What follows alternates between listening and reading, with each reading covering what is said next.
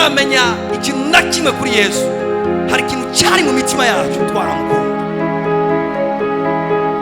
Kumukorera n'umuriro kandi atabintu byinshi cyane uramenya kuri Bibiri ivyo ivyita urukundo. Rero Imana utiyumvira igihembo na kimwe, utiyumvira merci y'umuntu n'umwe. Ikibazo sinabantu, ikibazo ni wewe nyene. Hinduka wewe nyene, ubikemura indani. Urabiza tuyu umuzi nawe uranduye, igiti ntikizosubira kunana. Ubwira uza aho nyene wumvise Imana.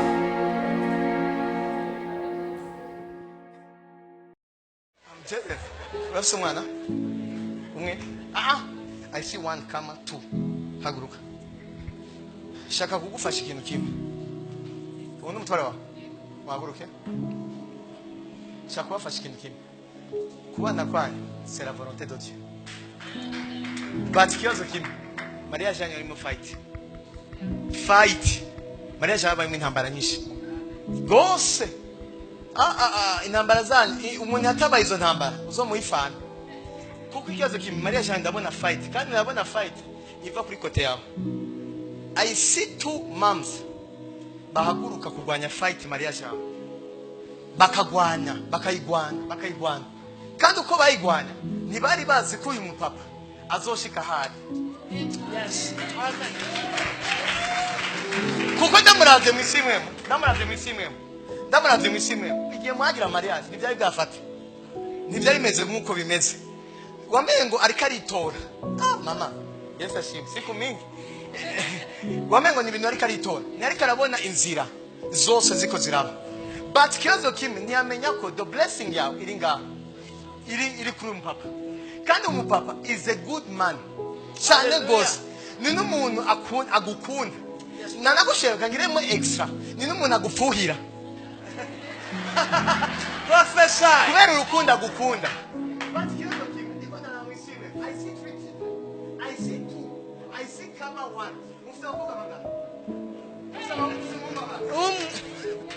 I see two girls, I see two angels wa malaika, and ndi muzi wanyu. Iyo nzu yanyu mbona rasana. I see corridor, I see one, I see two, I see one, I see icyumba nga, I see toilet nga. Inzu yanyu ibyuma binga bine narebe nga bine. Stop. Ninje munzu wanyu, I see umwana w'umuhungu azabwira papa mutoye. Mugamba ntimuzi ko ari wanyu. Mwemwe oya ni wanyu agira kangana umuhungu kabiri. But ikibazo kimwe, ingona ni ikibazo kimwe. Umwana wa mbere umukobwa, umwana wa mbere kiza, mwe mwashaka umuhungu parce que mwana na sense murana uvuga yego tomareme tomareme urero. Yes, prophesy. Koko waba gisama agisama wavuga bati jewe my son mugabe Imana ibazanira Esther. Yes, prophesy. Iba Esther mugabe kiyaza kimwe, kumwana agira kabiri muca mwihuta cyane, murihuta cyane kugira ngo abone ko muhungu. Kubera ikibazo kimwe waguma widoga uvuga ati to kubera iki haza umukobwa hakirika wowe ntihuta. Imana iravuga ati no, hari umunsi wari muri kirti uri enceinte, wewe wari wicaye kuri bayi inyuma kuko uri enceinte wowe akarirwa gushuhirwa, ukikunda kurondera akayaga.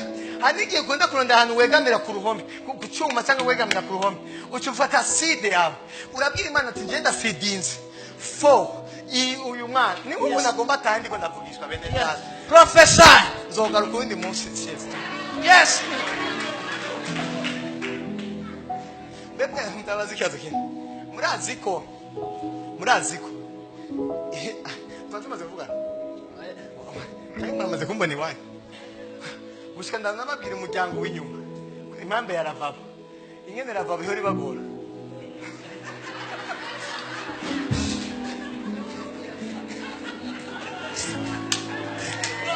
Yeah, that is prophesy. Kutkenz ikora ndi mu nyuma niwa naho mutekera n'umukozi wawe barafite agateba akunda kwicarako. Kandi n'ikibazo kimwe nikimenya amenya nganda bivuga ibintu birese ndiko ndaja in the spirit umwana wa kabiri aje quickly binyarusi kumavu yuko mwimana mushaka umuhungu and the Lord about David. Hallelujah. Prophesy. David. Hallelujah. Kandi uwo mwana afise ubwenge bwinshi. Ingorane n'ikazo muri periode mu mucunge neza. Mucunge aratipotu tuntu twinshi. Kwipasi. Ariyo n'ikintu amaze yamenye muri iyi minsi. Ariko sinzi ko ari ikintu yataye hasi. Baranashwana n'umuntu w'umukozi muhira. Aramukarira ati no nusubira kugira gutya. Ni umwana icyo afashe cyose telecommand. Afashe telefone ya papa. Ashaka kufyonda. Ashaka kugira iki. Uwo mwana c'est un jeune. Mugabe je sivyo shaka kubabwira. Ivyo bariko ndiko ndabapresenta ko ndi Prophète. Ngoma ndabasaba ikintu kimwe. Mushaka kuja hanze? Oya ko muvuga ngagaga. Ikintu shaka kugufasha. Mushaka kuja he? Micro. Mushaka kuja. Twageze gutangura dosiye yo kuja muri Canada. Résidence permanente. Yego. Hein? Bagiye gukora igifaransa. Mwebwashike. Bigeze.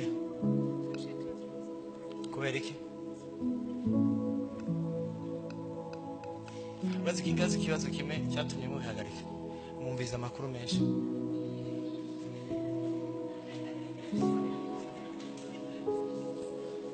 Yo pastor aragiye. Aratashe pastor. Naje na. Ndatashe naje. Aragarutse ndiko ndamucukoza. I see.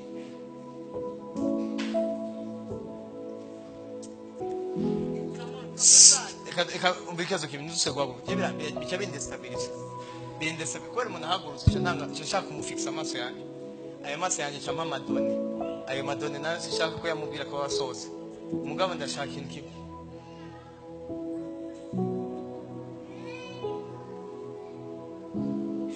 Mama wiwe muravukana mufaniki muri abagenzi nimuse guhaguruka murindire ndarangije kama ndangiriza abantu nkorera abantu nzogaruka kwindi munsi kandi nzoza kare dukore mu gitondo na penalty uwo munsi uzokora the prophetic. Come on. Reka nkorere abo abima naye kubakorera mwese sawa ngoma ndagufasha ikintu kimwe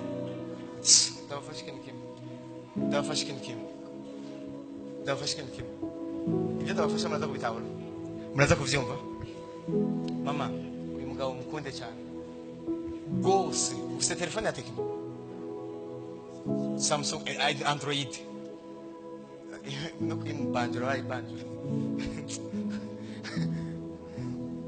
shaka gufasha ikintu kimwe guhera isaha muze murayaga byose nimusubire kumviza amakuru y'abandi bantu pasika ikibazo kimwe mwana misinze opportunity yo kugenda Quebec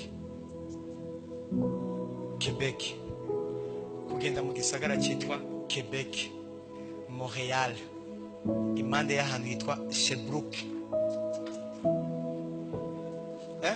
Canada mwari kugenda mu bintu vya residence permanent bazi kibazo kimwe mwarabigize dossier muratangura bageze ku mafaranga mwumva ngo n'amafaranga menshi mukibaza ngo ninde amafaranga muzoyakurahe kandi aya mafaranga bababwiye $1,500 Canada hama mwe mucye mwibaza ngo ni menshi kandi Imana ishaka kuyabaha kandi gitangaje nyuma y'ivyo giye muhagarika amahera cyaboneka muyaza amahera yabonetse gute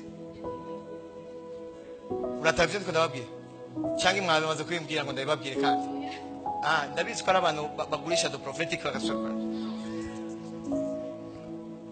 muri kazo kimwe hariho grace igarutse. Hallelujah. Prophesy. Condition imwe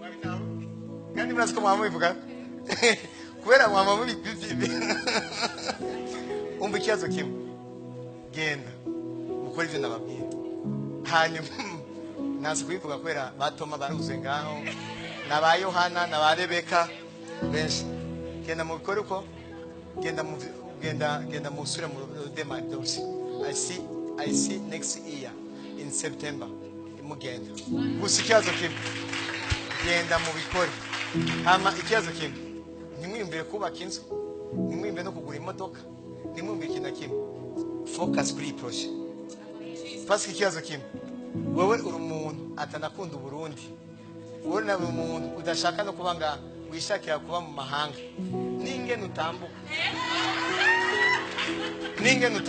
uri umunyamahanga Imana igomba congratulations felicitation it is that